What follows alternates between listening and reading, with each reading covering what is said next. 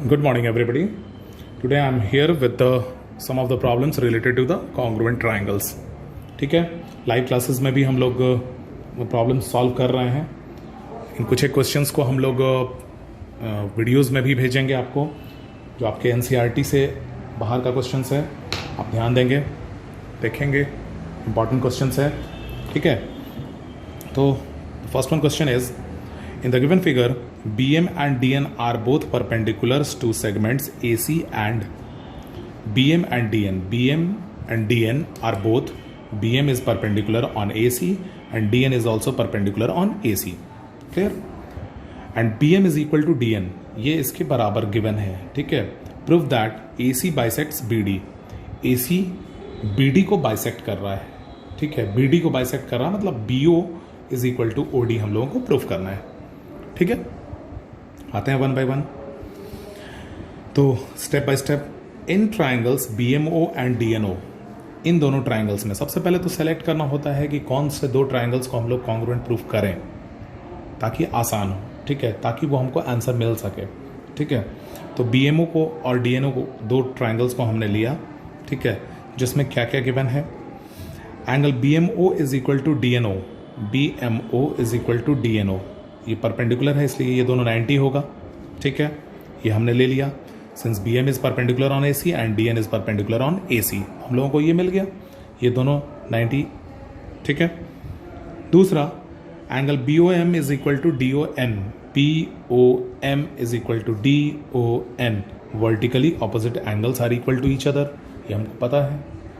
इन दोनों को हमने इक्वल कर लिया. ठीक है, and the third one is BM is equal to DN. BM DN के बराबर गिवन है. ठीक है, तो इसको भी हमने यूज कर लिया. और इससे क्या मिल गया हमको, तीन पार्ट्स मिल गए.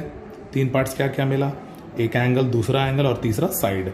तो triangle BMO is congruent to triangle DNO by AAS congruence criteria. Clear? Since ये दोनों ट्राइंगल कॉन्ग्रुएंट हो गया, तो हम कह सकते हैं इसका जो कॉरस्पॉन्डिंग पार्ट्स है वो भी आपस में इक्वल होगा. तो BO is equal to DO, जो कि हमको प्रूफ करना था. तो BO is equal to DO by CPCT and hence O is the mid point of BD. और O अगर मिड पॉइंट हो गया BD का, तो हम कह सकते हैं कि AC is bisecting BD. Clear? इस तरह से हम लोग बड़े आराम से क्वेश्चन को सॉल्व कर सकते हैं. ठीक है, इसी तरह से हम आते हैं क्वेश्चन नंबर 2 जो हमने लिया है. That is something like this. In a triangle AB, in a right-angled triangle, one acute angle is double the other. ABC एक right triangle है, जिसमें एक acute triangle जो है, इसमें देखिए right triangle होगा, अगर B 90 है तो बचे हुए दोनों एंगल्स क्या होंगे, acute होंगे. चूंकि तीनों एंगल्स का सम 180 होता है, अगर एक 90 हो गया तो बाकी दोनों 90 से कम होगा ही, ये हम लोग जानते हैं. अगर 90 के बराबर हो जाए या 90 से ज़्यादा हो जाए तो ये ट्राइंगल की प्रॉपर्टी को, एंगल सम प्रॉपर्टी को नहीं फुलफिल कर सकता है या नहीं मान सकता. ठीक है ना. तो इस तरह से आते हैं, क्या है, one acute angle is double the other. तो अगर इसको हम x मानते हैं तो ये उसका डबल 2x हो गया. ठीक है, हमने इस तरह से मान लिया है. Prove that the hypotenuse is double the smallest side. Hypotenuse कौन हो गया, AC. Hypotenuse is what, AC here. AC क्या है, double the smallest side. Smallest side इसमें कौन सा हुआ, देखिए ये तो 90 है और इस एंगल का डबल ये है, तो सबसे स्मॉलेस्ट साइड ये x वाला हो गया, सॉरी एंगल x हो गया, और इसके ऑपोजिट साइड कौन हुआ, BC. तो हाइपोटेनस जो है, prove that the hypotenuse is AC which is equal to double the smallest side, यानी twice BC. हमने यहां लिख दिया है AC टू प्रूफ क्या है, AC is equal to twice of BC. ठीक है, आते हैं हम सॉल्व करते हैं इसको भी. तो फर्स्ट ऑफ ऑल, गिवन और ट्राइंगल ABC, ये कुछ प्रॉपर्टीज हैं, ये कुछ तरीके हैं जिससे लिखते हैं हम क्वेश्चन को, हम लोगों को मार्क्स प्रॉपरली मिलता है, साफ सुथरा बनाते हैं. Given to proof, construction proof, जहां जरूरत है वहां पे हम लोग यूज कर लेते हैं. ठीक है, तो गिवन और triangle ABC in which angle B is equal to 90 degree and ACB is equal to twice of CAB. ACB ACB, this angle is twice of CAB, इस दुगना है, ठीक है, ट्वाइस है। टू प्रूव हमने अभी बताया आपको। कंस्ट्रक्शन हम कुछ करेंगे यहाँ पे, कुछ हम कंस्ट्रक्शन कर लेते हैं। क्या कंस्ट्रक्शन करते हैं? Produce CB to D, CB को हम D तक बढ़ा दिए, एक्सटेंड कर दिए, ठीक है, such that BD is equal to CB, ये साइड इसके बराबर हो। इतना बढ़ाएंगे कि ये इसके बराबर हो जाए और AD को ज्वाइन करा देते हैं, ज्वाइन AD। क्लियर? अब सॉल्व करना शुरू हम करते हैं। तो in triangle ABD and ABC, ABD and ABC, इन दोनों ट्राइंगल्स में we have BD is equal to BC, ये इसके बराबर हमने अभी मान लिया है बाय कंस्ट्रक्शन, ठीक है। दूसरा, AB is common in both, ठीक है। तीसरा, angle ABD is equal to angle ABC, angle ABD is equal to angle ABC। Why? These two are perpendiculars, perpendiculars है ना, तो ये दोनों कितना होगा? 90 का हो जाएगा। क्लियर है? इस तरह से हम क्या कह सकते हैं, तीन पार्ट हमको मिल गया। क्या क्या मिला? साइड, साइड और ये एंगल, लेकिन ये एंगल जो है वो बीच का है, इन दोनों साइड के बीच में ये एंगल है। तो हम क्या कह सकते हैं? Triangle ABD and ABC are congruent to each other by side angle side congruence criteria. Clear है? इसी तरह से अगर ये कॉन्ग्रुएंट हो गया तो AD is equal to AC, ये साइड इसके बराबर हो जाएगा, CPCT। दूसरा, DAB is equal to CAB, ये एंगल भी इसके बराबर हो जाएगा, CPCT, ठीक है। तो ये भी x हो गया, since this is x so this will be also x, ठीक है। तो अब आते हैं हम, नाउ DAC, ये पूरा angle x plus x 2x के बराबर हो जाएगा, इसके बराबर। अब आप ध्यान दोगे, अगर ये पूरा 2x है और ये भी 2x है तो ये कौन सा ट्राइंगल हो गया? आइसोसेलेस ट्राइंगल हुआ। और आइसोसेलेस ट्राइंगल में ये अगर इसके बराबर है तो इसके सामने का साइड इसके सामने के साइड के बराबर होगा, यानी AD will be also equal to CD, जो हमने यहाँ पे प्रूफ किया है इन 4 स्टेप्स में, ठीक है। इन 4 स्टेप्स में हमने प्रूफ किया है कि AD CD के बराबर है, ठीक है।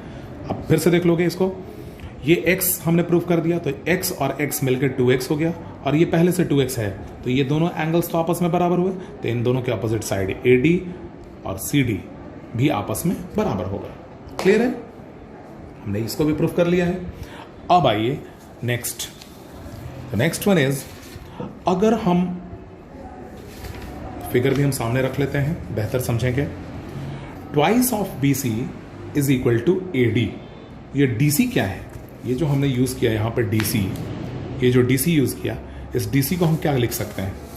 इस DC को हम लिख सकते हैं ट्वाइस ऑफ BC, BC का दुगना, क्योंकि ये दोनों आपस में बराबर है, तो BC को हम ट्वाइस कर देंगे तो DC के बराबर हो जाएगा। तो DC के लिए हमने यहाँ लिख दिया twice of BC is equal to AD। अब ट्वाइस ऑफ BC AD कहाँ है भाई? अब देखोगे AD और AC हमने पहले ही प्रूफ कर दिया है कि आपस में बराबर है, ठीक है। तो AD की जगह पे हमने क्या कर लिया? AC यूज कर लिया, ठीक है। और इस तरह से हम कह सकते हैं twice of BC is equal to AC, twice of BC का दुगना, BC का दुगना किसके बराबर है? AC के बराबर है। यही हमको प्रूफ करना था, यही ना प्रूफ करना था। The hypotenuse AC is double the smallest side BC। Clear? तो इस तरह से हम लोग सॉल्व करते हैं, वन बाय वन आप सॉल्व करोगे, आपको आसान होगा, ठीक है। चलिए हम लोग अब आते हैं नेक्स्ट क्वेश्चन की तरफ। नेक्स्ट क्वेश्चन जो हमने लिया है कुछ इस तरह का क्वेश्चन है, जिसका PDF कॉपी भी आपको फॉर्मेट भी हम भेजेंगे, आप देखिएगा इसको। क्या है? This is the figure, a point O is taken inside an equilateral 4-साइडेड फिगर। इक्विलेटरल 4-साइडेड फिगर, इक्विलेटरल 4-साइडेड फिगर मतलब चारों साइड्स आपस में बराबर हैं, ठीक है। ABBCCDDA चारों आपस में बराबर है, ठीक है। इसमें इनसाइड अंदर में एक O पॉइंट लिया गया है, ठीक है, such that it's distance from the angular points D and B are equal. यहां से और यहां से ये बराबर है, यानी OD is equal to OB है, ठीक है। ये गिवन है। Show that AO and OC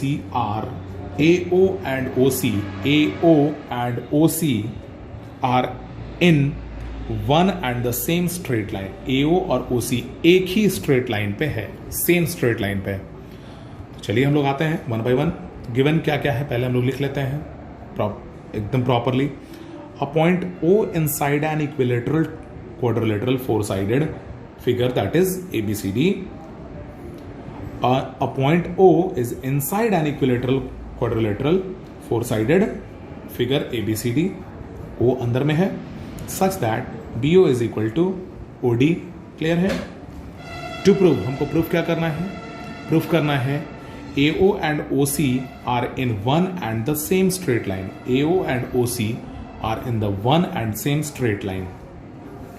ठीक है, चलिए इसको हम लोग सॉल्व करना शुरू करते हैं वन बाय वन। आप लोगों को फिगर समझ में सब समझ में आ गया होगा। ABCD एक इक्विलेटरल फोर साइडेड फिगर है, इक्विलेटरल फोर साइडेड फिगर है जो कि किस शेप में है? क्वाड्रिलेटरल के शेप में है। ठीक है, चलिए आते हैं हम लोग इन ट्राइंगल्स AOD एंड AOB। इन दोनों ट्राइंगल्स में, इस ट्राइंगल में और इस ट्राइंगल में AOD and AOB we have AD is equal to AB। ये दिया हुआ है इसके बराबर, चूंकि इक्विलेटरल फोर साइडेड फिगर है तो AD will be equal to AB given है। दूसरा AO is common in both triangles and the third one is OD is equal to OB which is also given. ठीक है, तो इससे क्या मिला? AOD और AOB आपस में कॉन्ग्रुएंट हो गया बाय SSS कॉन्ग्रुएंस क्राइटेरिया। अब इसका हम लोग कुछ नंबरिंग कर लेते हैं 1 2 3 4। बार बार बड़े एंगल्स को लिखने से बेहतर है कि हम लोग नंबरिंग कर लेते हैं। तो इससे क्या मिला? अगर ये दोनों ट्राइंगल्स आपस में कॉन्ग्रुएंट है तो angle 1 will be also equal to angle 2। Why? Corresponding parts of congruent triangles. तो 1 इज इक्वल टू 2, सिंपलिसिटी हमने लिख लिया। सिमिलरली अब आप देखोगे ध्यान से, यहां हमने एक वर्ड यूज किया है similarly, DOC will be also congruent to BOC। आप देख सकते हो DOC BOC के भी कॉन्ग्रुएंट होगा सिमिलरली। कैसे? ये साइड इसके बराबर गिवन है, ये साइड कॉमन है और ये साइड इसके बराबर दिया हुआ है, तो ये भी तो साइड से सिमिलरली कॉन्ग्रुएंट हो गया। अगर ये दोनों कॉन्ग्रुएंट है तो इससे क्या मिला? Angle 3 will be also equal to angle 4। तो हम लोग यहाँ पे उतना प्रूफ नहीं करते हैं, डायरेक्ट लिख देते हैं similarly triangle DOC is congruent to triangle BOC, तो angle 3 will be also equal to angle 4। Angle 3 will be also equal to angle 4। अब आप ध्यान दो क्या क्या मिला हमको। यहां से मिला 2 1 के बराबर जो यहां हमने लिखा है, और यहां से मिला, इन दोनों ट्राइंगल्स से मिला 3 इज इक्वल टू एंगल 4 जो हमने यहां यूज किया है। ठीक है, दिस इज द। अब आप देखो इन चारों एंगल्स का सम 360 के बराबर होगा, 4 राइट एंगल्स के बराबर होता है। जैसा आपने पढ़ा है, अगर अंदर में कोई भी एक क्वाड्रिलेटरल है और अगर उसके डायगोनल्स को हम मिलाते हैं, या अगर डायगोनल्स नहीं है, अंदर में कोई भी एक लाइंस मिलता है, इस तरह से भी हम अगर मिलाते हैं, तो इन चारों एंगल्स का पूरा कंप्लीट एंगल कितना डिग्री का होता है? 360 का होता है। तो एंगल 1 + 2 + 3 + 4 इज इक्वल टू 360 हमने यूज कर लिया है। ठीक है, अब ध्यान दोगे, एंगल 1 + 2 + 3 + 4 इज इक्वल टू 360 हमने यूज किया, तो एंगल 1 जो है वो 2 के बराबर है, तो यहां हमने एंगल 1 की जगह 2 यूज कर लिया, तो angle 2 + angle 2 that is twice of angle 2। 3 + 4 के लिए अब देखोगे यहां 3 4 के बराबर है, तो हमने 4 की जगह भी 3 यूज कर लिया, that is twice of angle 3। तो twice of angle 2 + twice of angle 3 is equal to 360। क्लियर? 2 कॉमन कर लिए, angle 2 + angle 3 is equal to 360।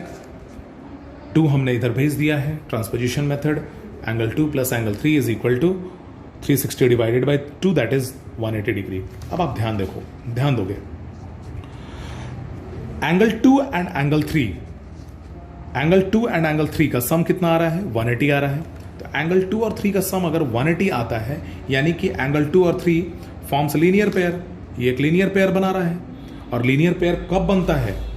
आपको हमने बताया है, अगर अगर ये दोनों लीनियर पेयर बना रहे हैं, दैट मीन्स कि this line is a straight line. मान लिया जाए कि ये लाइन ए बी है और ए डी सी और बी डी सी दोनों मिलकर लीनियर पेयर बन रहा है, 180 बन रहा है, दैट मीन्स कि A B line is a straight line. ऐसा होता है, वही हमने यहां यूज किया है। Since angle 2 and angle 3 forms linear pair, AO OC are in the same straight line. AO and OC are in the same straight line, and AC is a straight line. यही हमको प्रूफ करना था। AO और OC दोनों same straight line में है, यानी AC एक स्ट्रेट लाइन है। होप सबको समझ में आया होगा। तो इस तरह से हम लोग क्वेश्चंस को सॉल्व करते रहते हैं। There is no limitation, NCERT limitations नहीं होना चाहिए। आप उस तरह के क्वेश्चंस को आप कहीं से भी सॉल्व कर सकते हैं। ठीक है, चलिए, थैंक यू।